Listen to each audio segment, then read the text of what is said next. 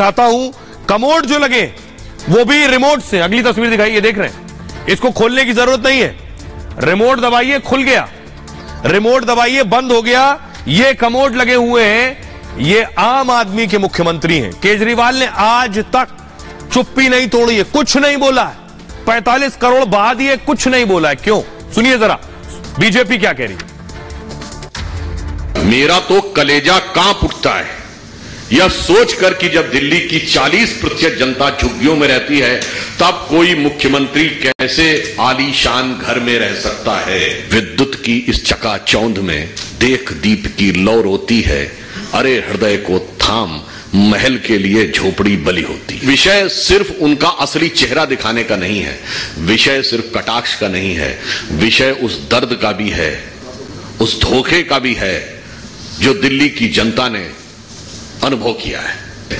चंद बातें करना और मुतमई होना नहीं अच्छा, सियासत आखिरी दम तक सभी को आजमाती है और बहुत गलती की गुंजाइश नहीं होती। सियासत में जरा किरदार हल्का हो कहानी डूब जाती है। केजरीवाल जी, या तो अपना मुंह खोलो या शीश महल का दरवाजा खोलो।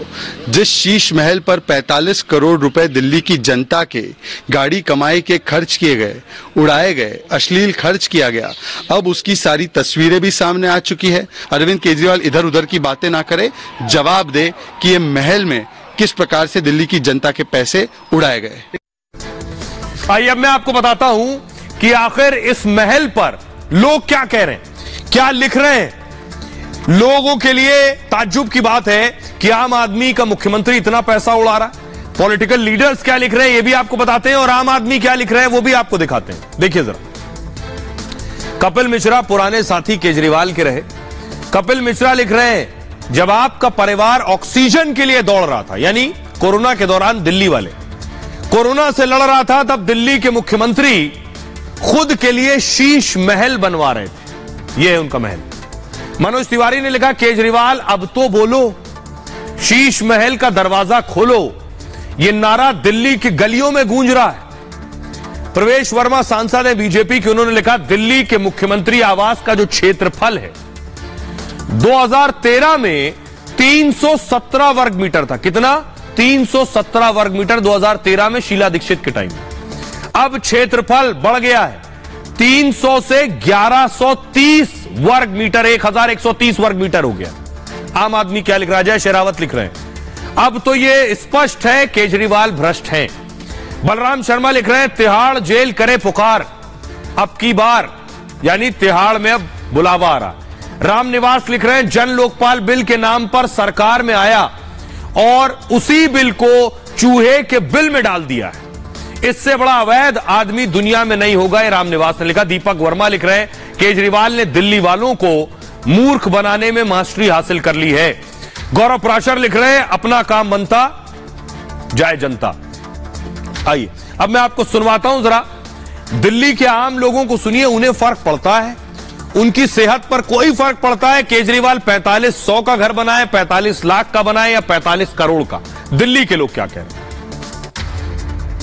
आम आदमी कहने के लिए तो आम आदमी होते हैं। पहले तो उन्होंने यही कहा था कि भाई हमें तो कुछ नहीं चाहिए, ना गाड़ी चाहिए, ना बंगला चाहिए, ना सिक्योरिटी चाहिए। लेकिन आज की डेट में तो उन्होंने यही वही जो दिखता है, जनता दिखता है, जो पेपर में दिखता है या न्यूज चैनल से दिखता है, वो तो यही दिखता है जो कि भाई उन्होंने लेविस जो उनको होना चाहिए चीजें, वो लेविस गाड़ियां होनी चाहिए या बंगला होना चाहिए या पर्दे लगने चाहिए, उसकी भी चर्चा हो रही है आजकल। आज उसने 45 करोड़ बेवकूफ बना के जनता को सब लूट लिया उस आदमी ने, तो वो एक नंबर का निकम्मा और चोर आदमी है वो। तो जनता का, गरीब जनता का पैसा लूटा, शराब पिला के लोगों को लिटा दिया जमीन पे, इनके घर बर्बाद कर दिए, उनकी रोजी रोटी सब छीन ली उन्होंने। महल तो सभी का होता है, बट हाँ, जिस तरह से ये पहली बार जो व्यक्ति जो अपना एक रूप लेके आता है ना, तो उसी में आना चाहिए। मतलब ये तो ऐसा था कि मास्क लगा के आया, अभी मास्क उतार लिया है। कई बार इशू उठता है फ्री में दिया, बट वही है ना, कई जगह पे इतने बिल आ जाते हैं, बहुत सी चीजें आती हैं, तो कहीं ना कहीं इनका अनबैलेंस हो रहा है चीजें। जो बोला गया है, जिस कमिटमेंट के साथ अरविंद केजरीवाल सत्ता में आए थे, और उन्होंने जो शीश महल का जो चर्चा हो रही है, अगर उन्होंने वैसा महल बनाया वाकई में, मैं नहीं जानता हूँ क्योंकि मैं यहाँ का हूँ नहीं, तो निश्चित रूप से ये जनता के साथ धोखा है। आइए अब मैं सच दिखाने जा रहा हूं। मैंने पिछले दिनों आपको दिखाया था केजरीवाल ने अपना बंगला बड़ा किया है। ये देख रहे हैं तस्वीरें। बंगला बड़ा करने के लिए क्या किया, अगल बगल के घर खाली करा दिए, बगल वालों को शिफ्ट कर दिया है दूसरी जगह। क्यों? क्योंकि उनको प्रधानमंत्री जितना बड़ा घर चाहिए था। ये तस्वीरें देख रहे हैं, अगली तस्वीर दिखाई जरा। ये आप देख रहे हैं अगल बगल के फ्लैट, अगल बगल के जो बंगले थे वो खाली करा लिए। ये आपको लग रहा होगा, बहुत से लोगों को लग रहा होगा शायद ये ऐसी ही बात है। अब मैं आपको सैटेलाइट इमेज दिखाने जा रहा हूं, उस पर यकीन करिएगा। अगली तस्वीर देखिए। ये मैं आपको दिखा रहा हूं 2016 की सैटेलाइट इमेज। ये आप देख रहे हैं, एक इमारत यहां पर बनी हुई है, सिर्फ एक इमारत बनी। नजदीक से दिखाई जरा। सिर्फ एक इमारत बनी है 2016 में। ये केजरीवाल का घर हुआ करता था, पुराना घर। इसके बगल में आप देख रहे हैं, ये चारों तरफ हरियाली नजर आ रही है आपको। हरियाली है, 2016 तक हरियाली थी, अभी कोविड नहीं आया था। अगली तस्वीर दिखाइए जरा। अब देखिए 2022 की तस्वीर। ये नया घर बन गया है जहां हरियाली थी। ये पुराना घर खत्म। फुल स्क्रीन लीजिए जरा इस तस्वीर को। यह है केजरीवाल का नया घर। ये जो आप देख रहे हैं, ये एक तस्वीर आप देख रहे हैं, नया घर।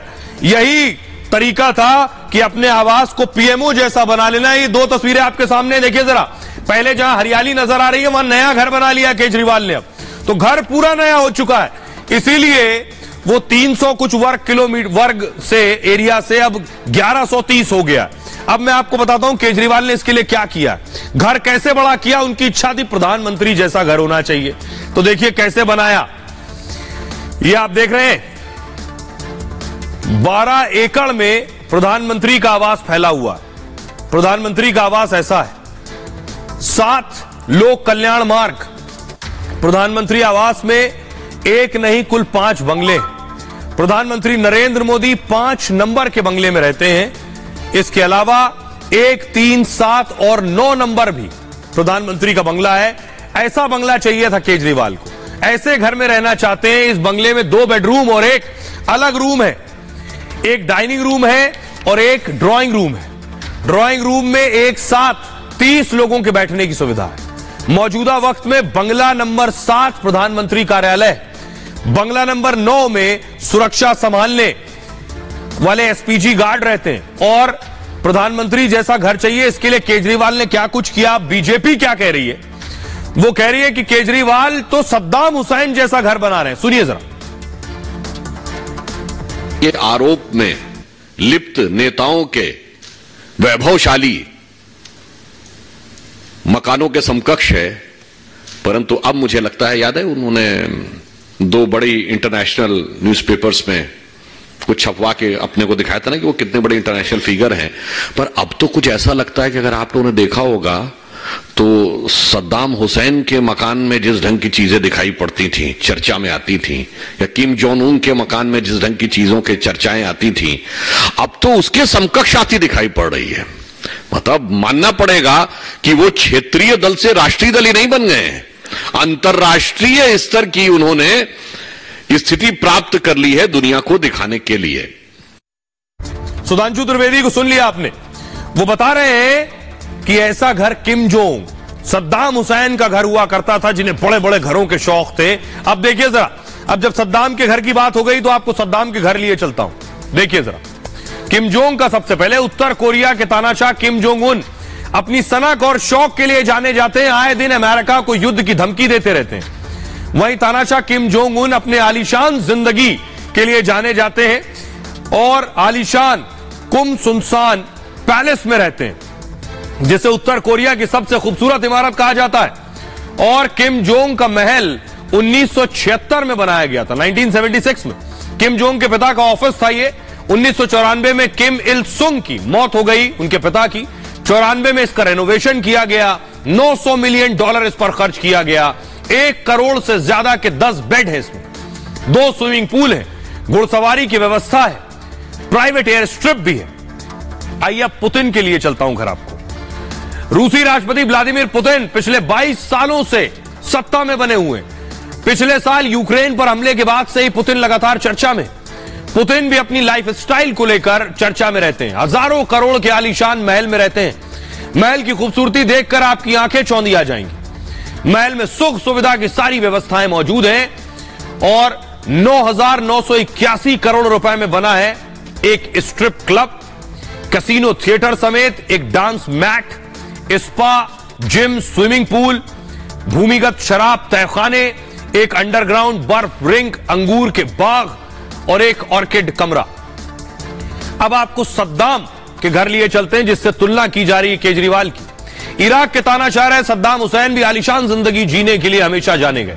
सद्दाम ने इराक पर 24 साल तक राज किया था। 2006 में उन्हें फांसी पर लटका दिया गया। सद्दाम ने अपने रहने के लिए कई महल बनाए थे। दावा किया जाता है कि सद्दाम हुसैन के महलों की संख्या 80 से ज्यादा थी। कहा जाता है कि महल में सद्दाम हुसैन के परिवार के साथ साथ उनके दोस्त भी रहते थे। सद्दाम का जो महल है वो 32 स्क्वायर किलोमीटर में 8 महल बने हुए थे। लग्जरी मैंशन, बंगले, office complexes, ware house, garage शामिल थे उसमें। आर्किटेक्चर पर करोड़ों रुपया खर्च किया गया था। नक्काशी पर 100 करोड़ रुपया खर्च हुआ था।